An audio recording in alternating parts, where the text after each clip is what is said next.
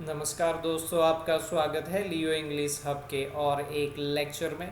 और आज हम सीखने जा रहे हैं न्यूट्रल सेंटेंसेस। तो न्यूट्रल सेंटेंसेस जैसे हमने आगे पढ़ा हुआ है कि जो सेंटेंसेस ऐसे होते हैं जिनमें कोई वर्ब नहीं होता, वो होते हैं न्यूट्रल सेंटेंसेस। आप हमारे पिछले लेक्चर्स भी रिफ़र कर सकते हैं और उसमें आप अच्छे से सीख सकते हैं। जिन्होंने सब्सक्राइब नहीं किया है उन्हें मैं रिक्वेस्ट करूँगा कि सब्सक्राइब कर पहले लेक्चर से अगर आप सीखेंगे तो बहुत ही अच्छा आप सीख पाएंगे और स्टेप बाय स्टेप बहुत ही इजी आप सीख पाएंगे। जैसा हिंदी आता है वैसा ही इंग्लिश हमें आना चाहिए और यही हमारा मिशन है। तो आइए दोस्तों, ज़्यादा समय न लेते हुए आगे बढ़ रहे हैं अभी आज के टॉपिक पर, न्यूट्रल सेंटेंसेस, यानी जिसमें वर्ब नहीं होते, क्रियापद नहीं होता। तो यहाँ पर जो सेंटेंसेस होता है उनको हम वर्गीकृत करेंगे, क्लासिफाई करेंगे 5 प्रकार के वाक्यों में। उसमें से जो पहले 3 प्रकार के वाक्य हैं उनमें देर से शुरू होंगे सेंटेंस, और जो चौथा और पांचवा प्रकार का वाक्य है उसमें देर का उपयोग नहीं होगा। तो कैसे होता है वो आप देख सकते हैं अभी आपकी स्क्रीन पर। पहले प्रकार का वाक्य में क्रिया न हो और अंत में है, हूँ, हो ऐसे शब्द हो। तो क्रिया तो नहीं ही होनी चाहिए और जो मेन टेंस है वो प्रेजेंट, यानी है, हूँ, हो ऐसा हिंदी में हो। तो उसको कैसे करेंगे, तो एक एग्जांपल यहाँ पर है। मेरे परिवार में 5 सदस्य हैं, तो there are 5 members in my family. तो यहाँ पर देर से शुरू हुआ और 5 सदस्य, क्योंकि प्लूरल है, बहुवचन है, तो आर आएगा देर के बाद, एमिजार में से आर, और फिर क्या है तो 5 मेंबर्स इन माय फैमिली। तो there are 5 members in my family, ये पहला प्रकार का सेंटेंस हो गया जिसमें पीछे है आता है, हु, हो, और यहाँ पर कोई भी वर्ब नहीं है सेंटेंस अगर आप देखेंगे तो, है ना। तो आइए दूसरे और तीसरे प्रकार की ओर आगे बढ़ते हैं। दूसरा प्रकार है वाक्य में क्रिया न हो और था, थे, थी ऐसे शब्द का उपयोग हुआ हो। तो यहाँ पर अगर हम गौर करेंगे तो एक सेंटेंस अभी आपको आपकी स्क्रीन पर दिख रहा है।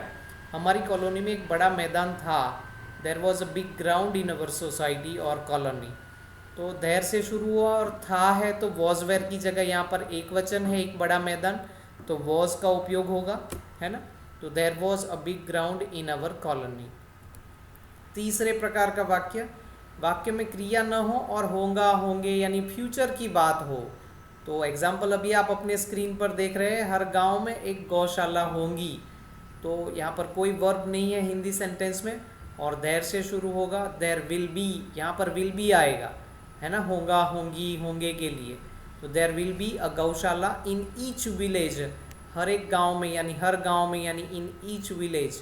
तो यहाँ पर ये 3 प्रकार के सेंटेंस है जहाँ पर देर से हमने शुरुआत की थी। आप ऐसे अधिक सेंटेंस बना सकते हैं, प्रैक्टिस कर सकते हैं। कहीं भी कोई समस्या है आपको तो मुझे कमेंट सेक्शन में लिखिए, मैं जितना हो सके उतना जल्दी आपको रिप्लाई करूँगा।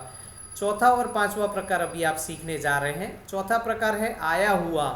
जब सेंटेंसेस में ऐसा हो, लोकेशन दर्शाने के लिए, स्थान बताने के लिए, और इंग्लिश उसका होगा लोकेटेड या सिचुएटेड, दोनों में से एक का उपयोग हम करेंगे।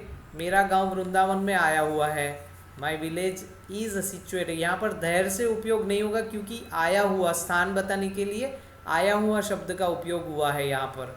तो my village is situated in Vrindavan, है ना। तो सिचुएटेड या लोकेटेड दोनों का अर्थ एक ही है, आया हुआ। और पांचवें प्रकार के सेंटेंस में क्या होता है वो देखते हैं। वाक्य में किसी भी नाम की बात हो, है ना, नाम के बारे में हम बात कर रहे हैं और उसमें वर्ब तो नहीं ही होना चाहिए। तो मेरे गांव का नाम रामपुर है, तो माई विलेज नेम, यहाँ पर एपोस्ट्रोफी एस का उपयोग हुआ है।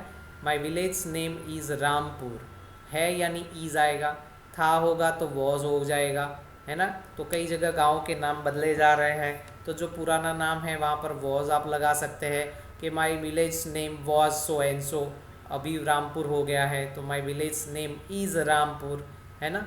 तो इस प्रकार से हम 5 प्रकार के वाक्यों में उसको वर्गीकृत कर सकते हैं। इन पांचों प्रकार के वाक्यों में वर्ब्स नहीं होने चाहिए, क्रियाएं नहीं होनी चाहिए, और उसमें पीछे है, हूँ, था, थे, होगा, होंगी ऐसे शब्द होने चाहिए। तो बहुत इजी आज का है टॉपिक, और आपने अच्छे से देख भी लिया है। तो हमारा लेक्चर आप लाइक करना मत भूलिएगा और हमारे चैनल को सब्सक्राइब करके अपने दोस्तों और परिवार में शेयर कीजिए, उनको भी अच्छे से अच्छा स्टेप बाय स्टेप हिंदी में ही इंग्लिश सीखने को मिल जाए। तो बहुत ही अच्छी बात है। अगले कुछ लेक्चर्स में बहुत और अधिक अच्छी जानकारी के साथ हम मिलेंगे।